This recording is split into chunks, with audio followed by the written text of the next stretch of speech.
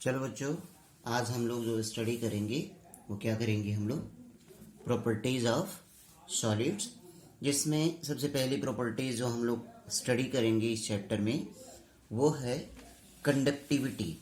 यानी कंडक्टिविटी ये जो टर्म है इसको हम इलेक्ट्रिसिटी यानी इलेक्ट्रिकल कंडक्टिविटी बोल सकते हैं। क्या बोल सकते हैं? Electrical conductivity. भाई कंडक्शन तो कुछ भी हो सकता है, लेकिन यहाँ पर जो हमें पढ़ना है वो इलेक्ट्रिकल कंडक्टिविटी पढ़ना है। फिर जो दूसरा पॉइंट हम लोग पढ़ेंगे यहाँ पर, जो इसकी प्रॉपर्टीज हमें पढ़ना है वो यहाँ पर पढ़ना है, आप ये कह सकते हो कि मैग्नेटिक प्रॉपर्टी। क्या पढ़ना है हम लोगों को? Magnetic properties. पहले हम लोग जान जाएं कि हमें यहाँ पर क्या क्या चीज पढ़ना है। मैग्नेटिक प्रॉपर्टी यानी मैग्नेटिक बिहेवियर वगैरह के बारे में। जैसे सॉलिड के पास क्या होता है कि कुछ पैरामैग्नेटिक होते हैं, कुछ डायमैग्नेटिक। ये दोनों तो आपको पता है, लेकिन पैरामैग्नेटिक में भी आपको जानना होगा। पैरामैग्नेटिक के अलावा फेरोमैग्नेटिक जानना होगा, एंटी फेरोमैग्नेटिक जानना होगा, है ना, फेरी मैग्नेटिक जानना होगा। तो इस तरीके से आप ये कहोगे कि यहाँ पर आपको जो पढ़ना है मैग्नेटिक प्रॉपर्टी। और थर्ड आपको जो यहाँ पर पढ़ना है डाइलेक्ट्रिक प्रॉपर्टीज। Dielectric properties. तो डाइलेक्ट्रिक प्रॉपर्टीज जैसे आप ये कहोगे कि इसके नाम में ही डाई इलेक्ट्रिक यानी दो, यानी यहाँ डाइलेक्ट्रिक सब्सटेंस के बारे में आपको जानना होगा। जो आप ये कह सकते हैं कि इलेक्ट्रिक चार्ज का जो फ्लो या इलेक्ट्रिक चार्ज जो हो का मूवमेंट वो आपका इलेक्ट्रिक फील्ड की को राइज करता हो। यानी कि अगर इलेक्ट्रिक चार्ज मूव कर रहा है तो वहां पर क्या होता है? इलेक्ट्रिक फील्ड राइज हो जाएगा, है ना, इलेक्ट्रिक फील्ड के बारे में। तो यहीं पर इसी में आपको जानना होता है कि कैसे ये कुछ इफेक्ट के बारे में जो आप ये कहोगे कि डाइलेक्ट्रिक है यानी कि दो चार्ज हैं। डाइलेक्ट्रिक का मतलब दो चार्ज, दो पोल। डाइपोल के बारे में हमें यहाँ पर पढ़ना पड़ेगा। डाइपोल जो होता है, डाइपोल में हम वहीं पर पढ़ेंगे पीजो इलेक्ट्रिसिटी के बारे में पढ़ेंगे, फिर पायरो इलेक्ट्रिसिटी के बारे में पढ़ेंगे, फिर फेरो इलेक्ट्रिसिटी के बारे में पढ़ेंगे। ये तमाम चीज़ों के बारे में हम लोग यहाँ पर पढ़ेंगे। वो जो थर्ड प्रॉपर्टीज हमारी क्या है, वो थर्ड प्रॉपर्टीज आपकी क्या है, वो है आपका डाइलेक्ट्रिक प्रॉपर्टीज। इस पॉइंट से डिफिनेटिव क्वेश्चन बनते हैं, यानी डिफिनेशन के रिस्पेक्ट में क्वेश्चन बनते हैं और उनकी टर्मिनोलॉजी से क्वेश्चन बनते हैं। तो इसको हम लोग बहुत भली भांति देखेंगे। सबसे पहला हम लोग चलिए पढ़ते हैं इलेक्ट्रिकल कंडक्टिविटी। क्या हम लोगों को पढ़ना है? Electrical conductivity. तो जैसे आप ये जानिए कि इलेक्ट्रिकल कंडक्टिविटी किन किन कंपाउंड्स में होता है, पहले ये तो हम जाने। इलेक्ट्रिकल कंडक्टिविटी मेटल में हो रहा है तो उसको हम मेटेलिक कंडक्टिविटी बोल देंगे। क्या बोल देंगे हम उसको? मेटेलिक कंडक्टिविटी बोल देंगे। अब मेटल्स को हम क्या बोल देंगे? मेटेलिक कंडक्टर्स बोल देंगे। भाई जिसके थ्रू जिसमें कंडक्शन हो रहा है उसको कंडक्टर्स बोल देंगे, मेटेलिक कंडक्टर्स। अब जिसमें इलेक्ट्रिसिटी फ्लो ही नहीं हो, इलेक्ट्रिकल कंडक्टिविटी हो ही ना, उसे आप क्या बोल देते हो? इंसुलेटर बोल देते हो। क्या बोल देते हो? इंसुलेटर बोल देते हो। और जिसमें आपका कंडक्शन हो लेकिन वो कम कंडक्शन हो, यानी कि कंडक्शन उसके पास कम हो, उसे आप बोल देते हो सेमी कंडक्टर्स। उसे आप क्या बोल देते हो? Semi conductors. तो आप एक चीज कर सकते हो कि on the basis of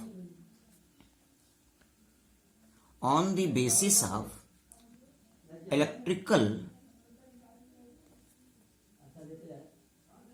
conductivity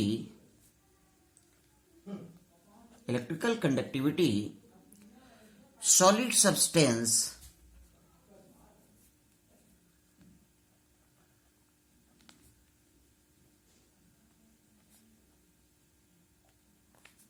classified into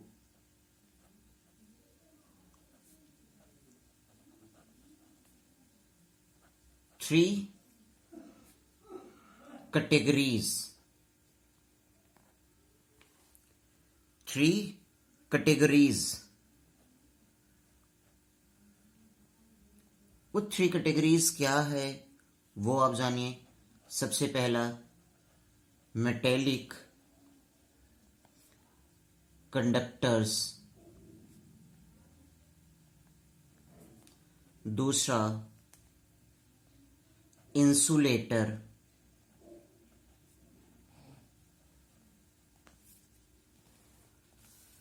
तीसरा जो आपको जानना है semi conductors.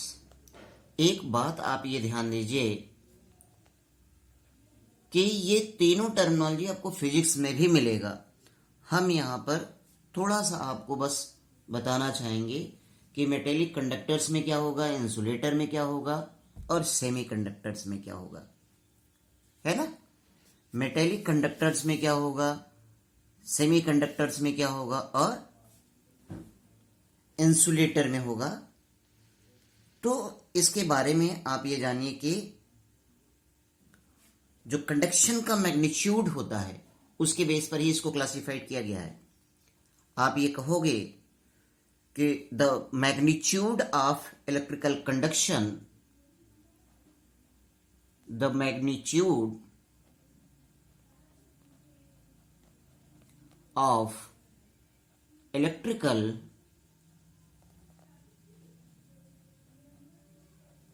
conduction, the magnitude of electrical conduction depends upon the number of electrons available, depends upon the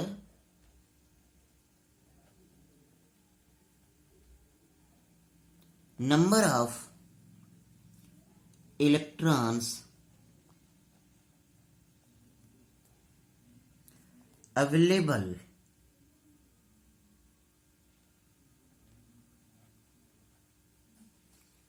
for conduction. तो ये बात ध्यान दीजिए कि magnitude of electrical conduction depends upon the number of electrons available for conduction. इसका मतलब metallic conductors में क्या होगा, नंबर ऑफ इलेक्ट्रॉन्स बहुत ज्यादा होगा. इंसुलेटर में क्या होगा, ये जीरो होगा. सेमी कंडक्टर्स में इसके रिस्पेक्ट में कम होगा. अब मेटेलिक कंडक्टर्स में अलग अलग मेटल्स के पास अलग अलग नंबर ऑफ इलेक्ट्रॉन होंगे. तो यहां मेटेलिक कंडक्टर्स जो होते हैं, बहुत अच्छा कंडक्टर अगर बनना है तो उसके पास नंबर ऑफ अनपेयर्ड इलेक्ट्रॉन ज्यादा होना चाहिए. तो आप ये जानिए कि यानी कि मैग्नीट्यूड ऑफ इलेक्ट्रिकल कंडक्शन जो होता है, मैग्नीट्यूड ऑफ इलेक्ट्रिकल कंडक्शन जो होता है वो डिपेंड करता है किस पे, number of electrons available for the conduction. किस पर डिपेंड होता है, number of electrons available for the conduction. ठीक है, ये चीज आप जानिए कि मैग्नीट्यूड ऑफ इलेक्ट्रिकल कंडक्शन किस बात पर डिपेंड किया. फिर यहीं पर एक चीज और भी हम आपको बताएं कि मेटेलिक कंडक्शन डिपेंड करता है, एक थ्योरी पर डिपेंड करता है जिसको आप बोलते हो बैंड थ्योरी. क्या बोलते हो, बैंड थ्योरी. तो आप इसको भी जानिए. Metallic conduction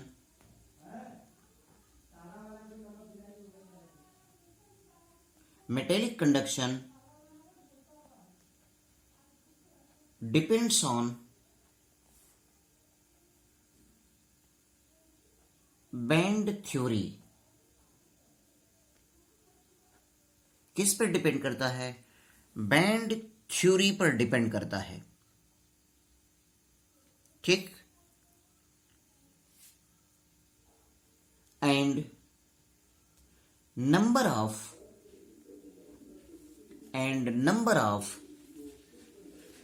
valence electron, number of valence electron available, number of valence electron available, ठीक है, फॉर कंडक्शन, या आप कह सकते हैं कि अवेलेबल पर एटम, यानी कि मेटेलिक कंडक्शन जो होगा वो एक थ्योरी पे डिपेंड करेगा जिसको आप बैंड थ्योरी बोलते हैं, और दूसरा किस बात पे डिपेंड करेगा, number of valence electron available पर एटम। एक एटम के पास कितने वैलेंस इलेक्ट्रॉन होते हैं। वैलेंस इलेक्ट्रॉन आप जानते होंगे कि आउटर मोस्ट शेल के इलेक्ट्रॉन को ही आप क्या बोलते हो, वैलेंस इलेक्ट्रॉन बोलते हो। यानी कि valence electron increases it's conduction power, ये आप कर सकते हो। तो मेटेलिक कंडक्शन दो बात पे डिपेंड हुआ, एक बैंड थ्योरी, एक वैलेंस इलेक्ट्रॉन नंबर पर। तो वैलेंस इलेक्ट्रॉन नंबर जैसे कि आप जानते हो कि number of outermost shell electron, लेकिन ये बैंड थ्योरी के बारे में हम आपको बताते हैं। सबसे पहले आपको ये बैंड थ्योरी क्या होती है इसको मैं एक्सप्लेन करता हूं।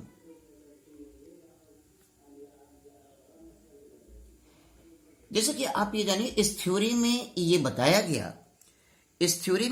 गया कि किसी भी सब्सटेंस के पास एक आपका कंडक्शन बैंड होता है और एक आपका क्या होता है, वैलेंस बैंड होता है। ठीक है, एक क्या होता है, कंडक्शन बैंड होता है, एक क्या होता है, वैलेंस बैंड होता है। कौन कौन से बैंड होते हैं, दो बैंड होते हैं, बैंड दो होते हैं। एक क्या होता है, कंडक्शन बैंड होता है, और एक आपका वैलेंस बैंड होता है। तो कंडक्शन जो होता है वो वैलेंस बैंड से कंडक्शन बैंड में होता है। जो आप ये कहोगे कि इलेक्ट्रॉन का जो फ्लो होगा इस वैलेंस बैंड से कहां पर होगा, कंडक्शन बैंड में होगा। यानी फ्लो ऑफ इलेक्ट्रॉन जो होगा, आप कहोगे कि flow of electron from valence band to conduction band, ये आप कहोगे। फ्लो ऑफ इलेक्ट्रॉन जो होगा वो कहां से होगा, इस वैलेंस बैंड से कंडक्शन बैंड में होगा। क्लियर, यही बैंड थ्योरी है। तो कह सकते हैं यहां पर बैंड थ्योरी कहती है, if balance band is not fully occupied by electron, अगर बैलेंस बैंड जो है वो फुल्ली ऑक्युपाइड नहीं कर रहा है इलेक्ट्रॉन से, और it lies very close to higher occupied conduction band. ठीक है,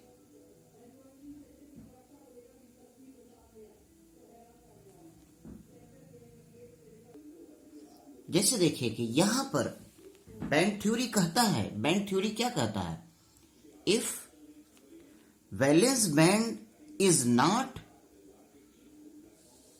if valence band is not fully occupied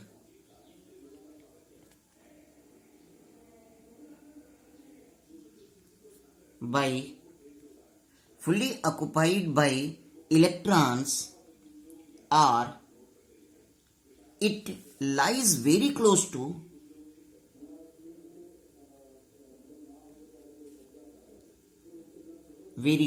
to higher occupied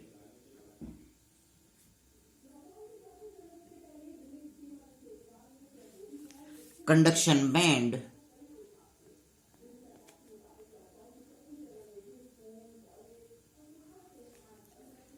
the flow of electrons, तो यहां पर इस कंडीशन में the flow of electrons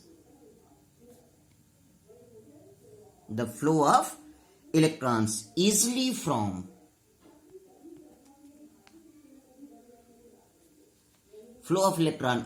from valence band to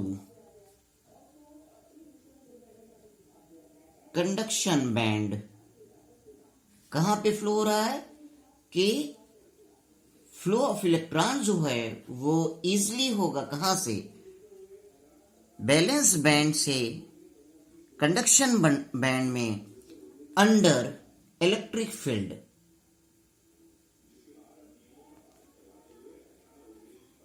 under electric field. अब इसके बारे में आप जानिए, मैं फिगर के थ्रू बता देता हूं। जैसे ये एक ऐसे मैंने एक स्ट्रक्चर लिया जिसके दो रीजन मैंने, एक को मैंने पूरा शेडेड कर दिया, ठीक, इसको हम बोल दिए पार्शियली फिल्ड बैंड।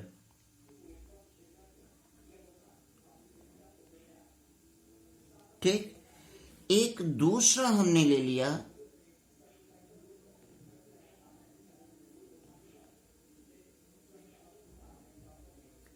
कुछ ऐसे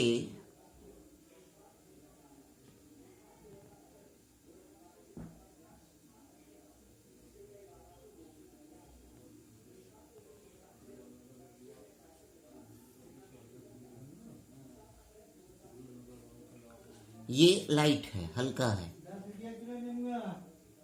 और ये पूरा डार्क है। ठीक है, ये आप कह सकते हैं कि ओवरलैपिंग बैंड, इसको ये इसके ऊपर ओवरलैप हो गया, ओवरलैपिंग बैंड हो गया। ठीक, फिर एक हमने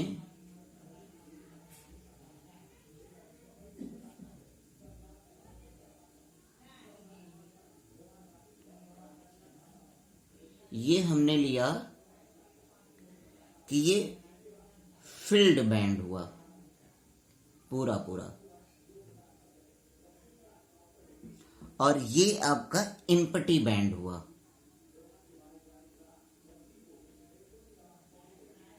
यानी यहां पर गैपिंग बहुत ज्यादा, यानी आप ये कह सकते हैं कि एनर्जी गैप यहां पर बहुत ज्यादा है। यानी इस गैप को यहां से लेकर के यहां तक के इस गैप को हम बोलते हैं, एक टर्म बोलते हैं फॉरबिडन जोन। फॉरबिडन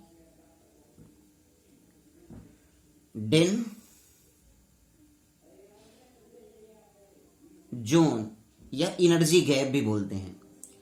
और एक दूसरा हमने लिया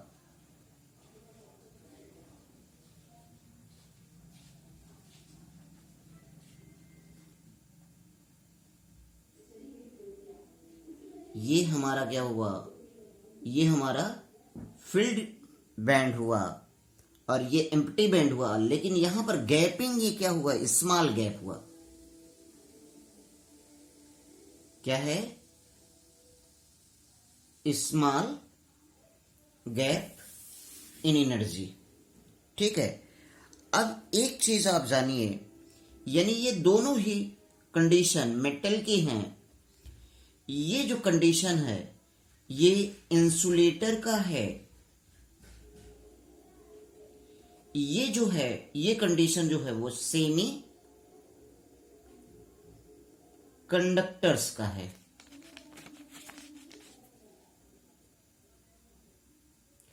तो एक चीज आप जानिए कि यहां पर पार्शियली फिल्ड होने के कारण ये बहुत आसानी से यहां जंप कर जाएगा। यहां पर ओवरलैपिंग होने के कारण वो जंप थोड़ा सा इनहिबिट होगा। लेकिन इसको यहां से यहां इलेक्ट्रॉन जाने में क्या होगा, इतना बड़ा गैप है कि ये एंट्री ही नहीं कर पाएगा। यानी इलेक्ट्रॉन यहां से यहां फील्ड बैंड से एम्प्टी बैंड में मूव ही नहीं कर पाएगा। यहां पर क्या होगा कि यहां पर मूवमेंट करने में इसके रिस्पेक्ट में थोड़ा सा कठिनाई होगी, यानी मेटेलिक रिस्पेक्ट में ये इसमें कठिनाई होगी। लेकिन इस इंसुलेटर के रिस्पेक्ट में क्या होगी कि यहां कंडक्शन इजिली होगा, यहां पर कंडक्शन उससे कम होगा। यानी कंडक्शन जो आप कहोगे मैग्नीट्यूड ऑफ इलेक्ट्रिकल कंडक्शन यहां पर क्या होगा, इसके रिस्पेक्ट में कम होगा। लेकिन इसके रिस्पेक्ट में यहां पर तो कंडक्शन होगा ही नहीं, यहां पर कंडक्शन होगा ही नहीं। ये चीज आप जानिए। ये तब का कंडीशन ओवरलैपिंग तब होगा कि जब मेटल्स को, यही चीज आप जानिए, जब हम मेटल्स के टेम्परेचर को बढ़ा देते हैं तो ये एम्प्टी और पार्शियल फील्ड जो होता है, यानी कि जो आप ये कहोगे कि एक जो फील्ड जोन होता है और जो एम्प्टी जोन होता है एक दूसरे की ओवरलैपिंग हो जाती है, और ओवरलैपिंग के कारण क्या हो जाता है कि वहां पर कंडक्शन जो होती है, मैग्नीट्यूड ऑफ कंडक्शन जो होता है वो कम हो जाता है। इसीलिए कहते हैं कि on increasing temperature decreases the conductivity power, electrical conductivity power उसका क्या हो जाता है, कम हो जाता है सॉलिड का, मेटेलिक सॉलिड का। लेकिन जो सेमी कंडक्टर होता है, सेमी कंडक्टर होता है, वहां पर क्या हो जाता है, सेमी कंडक्टर में आप ये देखोगे कि जब ऑन इंक्रीजिंग टेम्परेचर तो इसकी एक्सपेंशन होगी तो ये बीच का जो गैप होगा वो छोटा हो जाएगा, जितना गैप छोटा होगा उतनी ही आसानी से इलेक्ट्रॉन क्या होगा, जंप कर जाएगा। लेकिन यहां पर क्या होगा, टेम्परेचर इंक्रीज करने के बावजूद भी ये इतना गैपिंग नहीं बन पाएगा जिसके कारण इलेक्ट्रॉन यहां से यहां फ्लो हो पाएगा। इसलिए इंसुलेटर कंडक्शन नहीं करेगा, बट ये आपका सेमी कंडक्टर कंडक्शन करेगा, थोड़ा सा इसके रिस्पेक्ट में ज्यादा करेगा ऑन इंक्रीजिंग, यानी टेम्परेचर बढ़ाएंगे तो यहां कंडक्शन बढ़ जाएगा, और टेम्परेचर यहां बढ़ाएंगे तो क्या होगा, कंडक्शन कम हो जाएगा। यहां कंडक्शन कम होने का रीजन क्या होगा, ओवरलैपिंग होगा। क्लियर, ये बात ध्यान दीजिए।